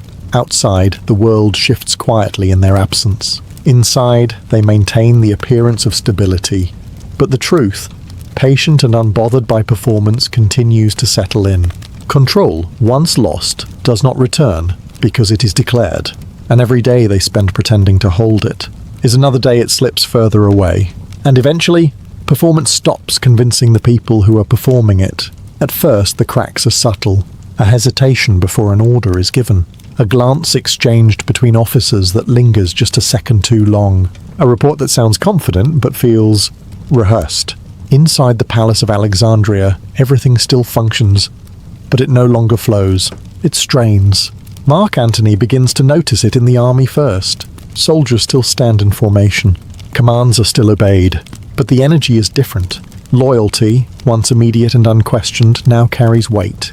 It asks for reassurance, and reassurance is something Antony no longer has in abundance. He walks among them, speaks to them, reminds them of past victories, because the past, at least, still belongs to him. He invokes campaigns, battles, moments where everything seemed inevitable in his favor. And for a moment it works, but only for a moment, because memory is not the same as momentum. Meanwhile, Cleopatra VII sees the cracks elsewhere. In the court, in the advisors who now speak more cautiously, measuring every word as if it might be remembered later under less forgiving circumstances. Some begin to distance themselves, not openly, not foolishly, but in small, precise ways. Less direct involvement, fewer bold suggestions, a careful neutrality that feels to those paying attention like preparation. Because everyone in the palace understands something no one wants to say. If Octavian arrives, and he will, there will be consequences. And survival, as always, has a way of reshaping loyalty. Rumours begin to move through the city, quiet at first, then less so. Stories of approaching forces, of alliances shifting, of Rome closing in not with urgency but with patience, the worst kind. Inside the palace, tension settles into everything. Conversations become shorter, decisions become heavier. Even silence begins to feel deliberate, as if everyone is waiting for someone else to say what cannot yet be spoken. Antony grows more forceful. Cleopatra grows more controlled. Both understand, in their own ways, that time is no longer neutral. It is working against them. And as the days pass, the illusion of stability becomes harder to maintain, not because it has been openly challenged, but because it is slowly, quietly, losing the support of those who once believed in it. Because the most dangerous moment in any fall is not the beginning.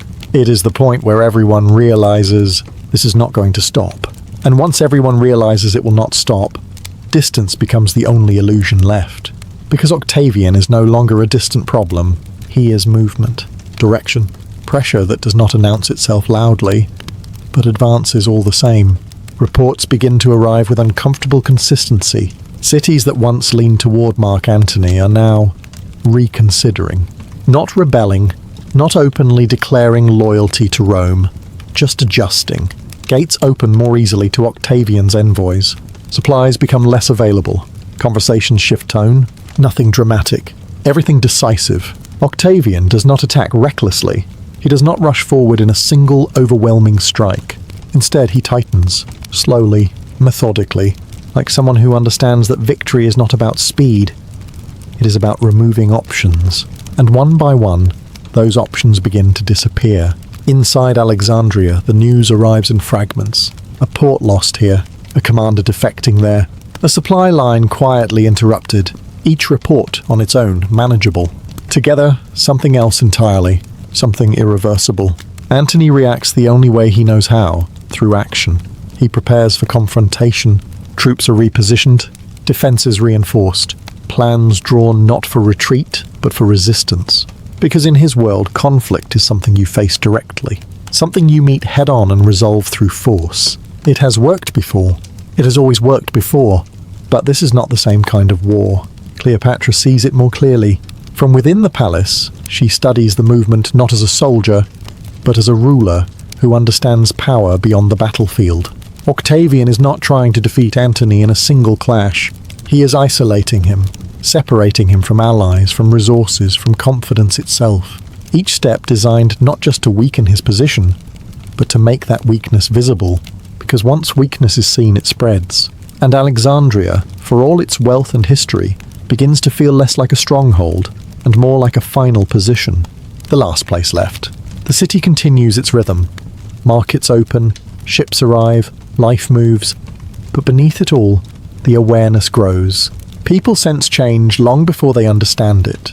They feel the shift in tone, the tightening in conversation, the way uncertainty settles into everything without asking permission. Rome is not here yet, but it is close enough to be felt. And as that distance shrinks, one uncomfortable truth becomes impossible to ignore. There will be no negotiation that restores what has been lost, only a choice on how to face what is coming. And once the choice is narrow, action becomes less about victory and more about delay. Inside Alexandria, both Mark Antony and Cleopatra VII understand this, though neither says it aloud. There is still movement, still planning, still the outward structure of resistance. But beneath it, something has shifted. They are no longer trying to win the war. They are trying to shape how it ends. Antony moves first. He organizes what remains of his forces, determined to confront Octavian directly, because if there is any chance left, any narrow opening, it lies in action, a decisive strike, a final engagement that might disrupt the slow tightening that has brought them to this point. His soldiers follow, not with the certainty they once had, but with something quieter, habit, loyalty, and perhaps the faint hope that one last effort might still matter. Lines are drawn, positions taken. The familiar rhythm of preparation returns, almost comforting in its simplicity. But even here, the cracks remain. Orders are carried out, but without the same conviction. Movements are precise, but lack momentum. The army still exists, but it no longer feels like a force capable of changing the direction of events. Cleopatra, meanwhile, prepares in a different way. Her focus is not the battlefield, it is outcome. Within the palace, she begins securing what can still be controlled. Wealth is gathered, treasures moved, plans whispered among the few she still trusts, not for escape exactly, but for preservation, of legacy, of dignity, of something that will remain when everything else does not. She even considers negotiation, carefully, quietly. Messages are sent, measured, deliberate, testing whether there is any path that allows her to separate her fate from Antony's, not out of betrayal, but survival. Because she understands something clearly now. Rome does not need both of them, and it will not spare both of them. But these attempts, military, political, personal, begin to feel like movements within a space that is already closing, each effort precise, each decision calculated, and yet none of them seem large enough, because Octavian does not react. He continues forward, steady, uninterrupted, as if everything they do has already been accounted for. And that is the most unsettling realization of all, not that they are losing, but that nothing they try is capable of changing how this ends. And when nothing changes the outcome, something else begins to change instead. The man at the center of it, Mark Antony, had built his life on momentum, on action, loyalty, presence. He was a man who moved forward and expected the world to move with him. Battles were not just fought, they were decided by will, by force, by the ability to push harder than the opponent standing across from him. But now there is nothing left to push. The final engagements begin. Not grand, decisive battles, but smaller confrontations that confirm what has already been unfolding. His forces meet those of Octavian and fail to hold. Not dramatically, just consistently. Units withdraw too early, positions break too easily. Some do not engage at all. The structure of command remains, but the substance behind it has thinned. Loyalty, once unquestioned, now bends under pressure, and sometimes simply disappears. Antony sees it. He does not need reports. He does not need explanations. He recognizes the pattern immediately, because he has spent his entire life on the other side of it. He knows what a losing army looks like. He has just never stood inside one before. Back in Alexandria, the weight settles in fully. There is no longer a strategy to recover the situation. No hidden reserve, no final maneuver waiting to be revealed. What remains is recognition, the kind that arrives slowly, then all at once. The war is over. Everything that follows is consequence. His behavior begins to shift, not outwardly at first, but in small, telling ways. Decisions come slower, silence stretches longer, The certainty that once defined him gives way to something quieter, less stable. Doubt. Not the kind that can be dismissed with a bold speech or a decisive order. The kind that sits in the background, persistent, reshaping every thought. And yet, he continues, because stopping would mean admitting what he already understands. Cleopatra watches this carefully. She does not intervene directly. There is no confrontation, no dramatic exchange, but she sees the change clearly. Because where Antony once carried the weight of action, he now carries the weight of inevitability. And inevitability is heavier. Outside, the city holds its breath. Inside, the collapse is no longer strategic. It is personal, because the final stage of any great fall is not the loss of territory. It is the loss of the belief that it can still be regained. And for Antony, that belief is beginning to disappear. And as Antony's certainty fades, something else sharpens. Not hope, not optimism, calculation. Cleopatra VII has watched power long enough to understand its final stage. It does not collapse loudly. It narrows. It becomes a series of decisions, each smaller than the last, each more personal than political. And now, those decisions belong to her. Inside the palace, she withdraws, not completely, not visibly, but just enough to create distance. Fewer public appearances, fewer shared moments, not out of abandonment, but clarity, because she understands something Antony cannot fully accept. What remains is no longer about them together. It is about what survives them. She begins to prepare with precision. Treasure is gathered, not displayed, not counted for reassurance, but secured. Hidden, moved into spaces that feel less like royal chambers and more like contingency. Documents are arranged, loyal attendants chosen carefully, not for comfort, but for reliability. Even her tomb, already under construction, takes on a different meaning, not as a symbol of future glory, but as a place of control, because Cleopatra intends to decide how this ends. Not Rome, not Octavian. Her. At the same time, she tests the edges of possibility. Messages are sent again, subtle, deliberate, toward Octavian. Not pleading, not desperate, but measured. An attempt to understand the limits of his intentions. Would he spare her? Would he separate her from Antony? Would Egypt, in some diminished form, be allowed to continue under her control? The answers, when they come, are careful, polite, controlled, non-committal, which, in this context, means no. Octavian does not need her power. He needs her submission. And Cleopatra, who has ruled long enough to recognize the difference, understands exactly what that would look like. Not a queen, a symbol. Displayed, controlled, reduced, unacceptable. So the calculations shift again, no longer focused on survival within Rome's system, but on something else entirely. Preserving dignity, shaping memory, deciding what version of her story will remain when everything else is taken. Antony remains close, but no longer central to these decisions. Not because she has stopped caring, but because the outcome has moved beyond what either of them can change together. Outside, the city tightens under the pressure of what is coming. Inside, Cleopatra becomes quieter, more deliberate, because the final act is approaching, and she has no intention of leaving it unfinished, or worse, written by someone else. And in the end, it does not come through strategy, or negotiation, or even battle. It comes through a mistake. As Octavian closes in on Alexandria, the final defences collapse with the same quiet inevitability that has defined everything leading up to this moment.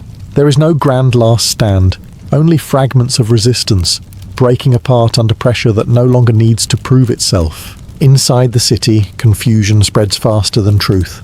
Reports move quickly, too quickly, and somewhere in that movement, a message reaches Mark Antony. A message that changes everything. Cleopatra is dead. It is not true, but truth, at this point, no longer has the authority it once did. Antony does not verify it. He does not question it, because it fits too perfectly into the shape of what is already happening. The fall, the isolation, the inevitability, this is simply the final piece. And so he acts, not as a general, not as a strategist, but as a man who has run out of outcomes. He retreats briefly into what remains of his private space. There are no speeches, no witnesses gathered to record the moment, just a decision made in silence, with the kind of clarity that only arrives when all other paths have disappeared. He chooses the end. The act itself is not immediate, not clean. History rarely grants that kind of efficiency. Wounded, but not yet gone. He is carried, still alive, still conscious, toward the place where Cleopatra has sealed herself inside her monument, because she is not dead. And when he reaches her, the truth arrives too late to change anything. They are reunited briefly in a moment that is less dramatic than it is heavy. No declarations, no grand final words that echo across time, just recognition of what has happened, of what is about to happen. He dies there, not on a battlefield, not in command, but in the presence of the only person who remained with him until the end. Outside, the city continues to shift toward its conclusion. Inside, something else settles, because with Antony's death, the illusion of shared fate disappears. What remains is singular. Cleopatra stands alone now, and the final decision, the one she has been preparing for all along, is no longer theoretical. It is immediate. And now, with Antony gone, there is no illusion left to maintain. Only decision. Inside her sealed monument, Cleopatra VII exists in a space that feels removed from the world outside. Not protected, not safe, but separate. The noise of Alexandria, the movement of armies, the steady advance of Octavian, all of it continues, but at a distance. For a moment she allows herself stillness, not weakness, not grief in the way others might expect, but something quieter. A pause between what has ended and what must now be done, because the outcome is no longer uncertain. Octavian enters Alexandria. Control is established quickly, efficiently. Resistance, what little remains, dissolves. The city that once held power now holds consequence, and Cleopatra knows what comes next. She is taken into custody, not violently, not roughly, but with a careful restraint that feels somehow more final. Octavian does not mistreat her. He does not insult her. He does not need to. His intentions are clear. He plans to keep her alive, to display her, to bring her to Rome not as a queen, but as proof. A symbol of victory, of conquest, of the end of everything she represented, a living reminder of his success. And that, more than death, is unacceptable. She listens, watches, calculates, even now. There are still small freedoms, small movements, small opportunities left within the structure that holds her. Enough to act if she chooses the right moment. And she does. The details, as history preserves them, remain uncertain, almost deliberately so. A serpent, a hidden poison, a method carried quietly into her chamber. What matters is not the exact mechanism, it is the choice. She refuses to be reduced, refuses to be displayed, controlled, remembered as something diminished. If her story is ending, it will end on her terms. Not as a captive, not as a symbol of someone else's victory, but as a queen. Her final moments are not loud, not theatrical. There is no audience, no spectacle crafted for others to interpret. Just intention, carried through without hesitation, and then stillness. Outside, the city continues under new authority. Rome secures its position. The future begins to take shape, indifferent to the individuals who shaped it. But inside that final chamber, something else is decided, because Cleopatra's last act does not prevent defeat. It defines it, and in doing so, it ensures that even in loss, her story will not belong entirely to Rome, but to the choice she made at the very end.